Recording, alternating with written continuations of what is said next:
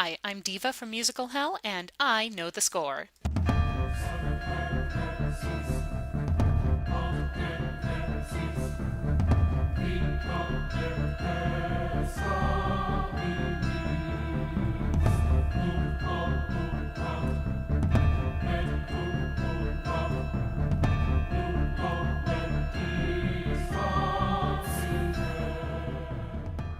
What could be better than getting the chance to play a really memorable scenery-chewing bad guy?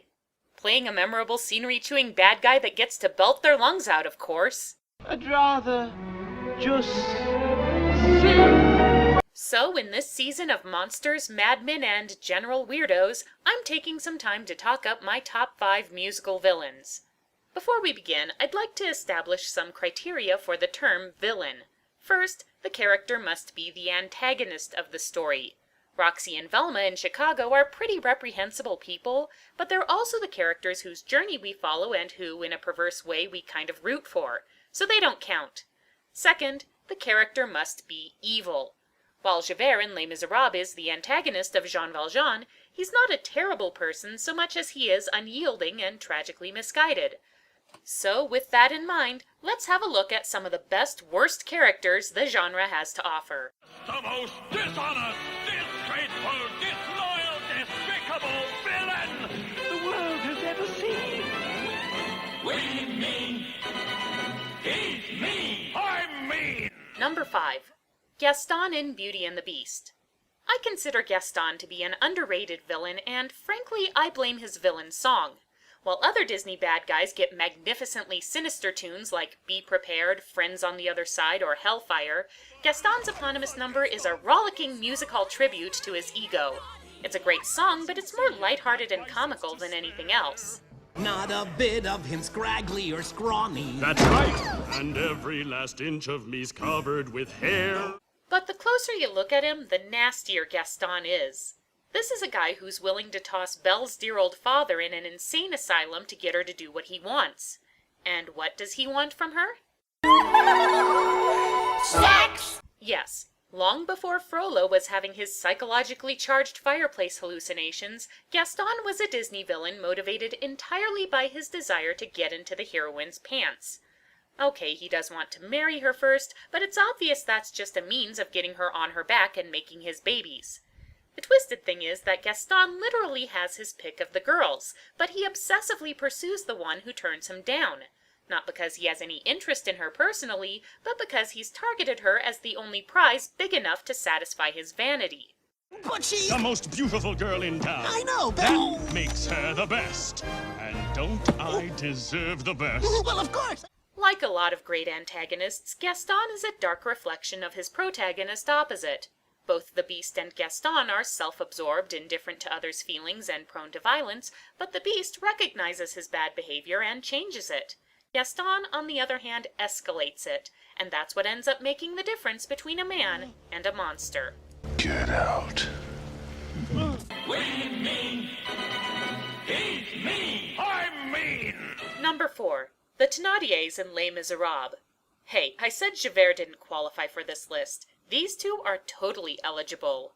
The conniving innkeepers of Montfermeil are Victor Hugo's embodiment of what in his day were called the undeserving poor. The crooks, cheats, and lowlifes who help perpetuate the misery that surrounds them. It's not just that they abuse poor little Cosette, extort money from Fantine, contributing to her tragic fall and demise, and steal everything that isn't nailed down, including their scenes. It's their attitude about it. Beggar at the feast, master of the dance. Life is easy pickings if you grab your chance. Everywhere you go, law-abiding folk, doing what is decent, but they're mostly broke. It's hard to make a villain who happily proclaims their villainy ring true, but the Thénardiers pull it off. Their gleefully unscrupulous demeanor is a symptom of their complete lack of empathy and social responsibility. As far as they're concerned, there's no justice in this world or the next, so why shouldn't they be out for all they can get? Masters of the land, always get our share. Clear away the barricades and we're still there. And the worst part is, they get away with it. The Thénardiers are like cockroaches. They're not only vile pests feeding on the dregs of life, they have a nasty habit of surviving just about everything that gets thrown at them. In a musical where nearly every major character is dead by the final curtain, these are two of the few survivors. Yet another facet of Les Miserables' great tragedy. Dale! I'm mean! Number 3. Audrey 2 from Little Shop of Horrors. Even though it's now one of my favorite movie musicals, it was a long time before I could sit through Little Shop, and it's all because of Audrey 2. That plant terrified me. Can you blame me? It's as big as a truck, it lives right on the edge of the uncanny valley, it speaks and sings in the wickedly soulful tones of Levi Stubbs. Feed me Seymour, feed me all night long. However, it's not pure fear factor that makes Audrey 2 such a memorable villain, it's his insidious method. Little Shop of Horrors is ultimately a variation on the Faust legend, and Audrey 2 is Mephistopheles gradually and inevitably leading Seymour down the garden path to you-know-where. He has the poor dupe in for a pound almost before he realizes he's put in his penny. What, this plant feeds on human blood? Sure, it's bringing customers into the shop, so what's a few drops? Or a pint? More? Well, getting rid of a sadistic, abusive boyfriend is practically a good deed, right? You need blood and he's got more than enough. I need blood and he's got more than enough. You need blood and he's got more than enough. So go get it. Audrey 2 is the kind of evil that grows to unmanageable proportions before the full extent of his malice is revealed. And whether you prefer seeing this mean green mother getting his just desserts or taking over the world, he ends up making a big impression. Whether you like it or not.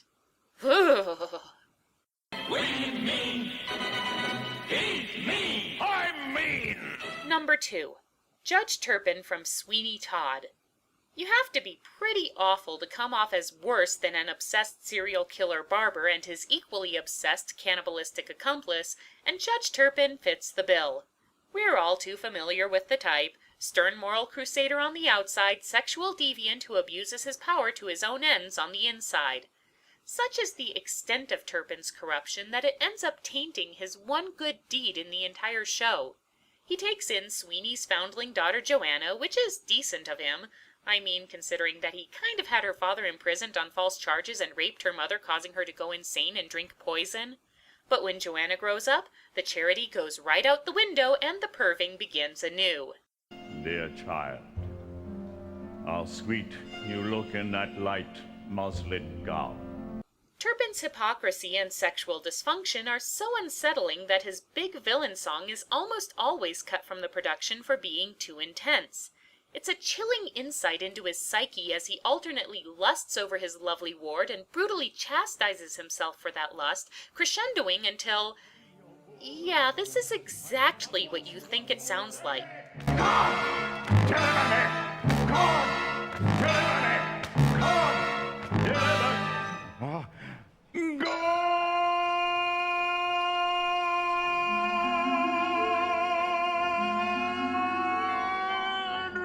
Judge Turpin, too spicy even for Sweeney Todd. I'm mean! And the number one musical villain, the Nazis from Cabaret. Do I even need to explain why? They're Nazis. Since Cabaret is a story about how we ignore the evils of the world at our own peril, the Nazis are much more peripheral than the other villains on this list, but they're no less effective thanks to a little tune called Tomorrow Belongs to Me. This is one of the most disturbing villain songs in musical history because the horror of it is entirely dependent on the context. Taken by itself, it's a glorious anthem, inspiring even. And then they reveal who's singing it, and what they're singing it in tribute of.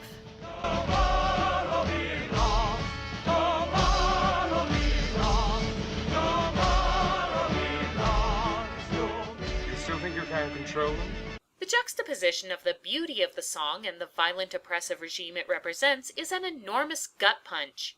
It's no surprise that in the film version of Cabaret, this is the one song not performed in the confines of the Kit Kat Club. It represents the horror that's going to intrude on this world of singing, dancing, and good times no matter how much they try to shut it out. And even though historical perspective tells us the Nazis' defeat is as inevitable as their rise, that's no comfort in Cabaret because we know their worst atrocities are still ahead of them. For these characters, 1945 is a long way away, and the ghettos, concentration camps, and gas chambers are all too close. I'm Diva, I know the score, and I think I'll sleep with the lights on tonight.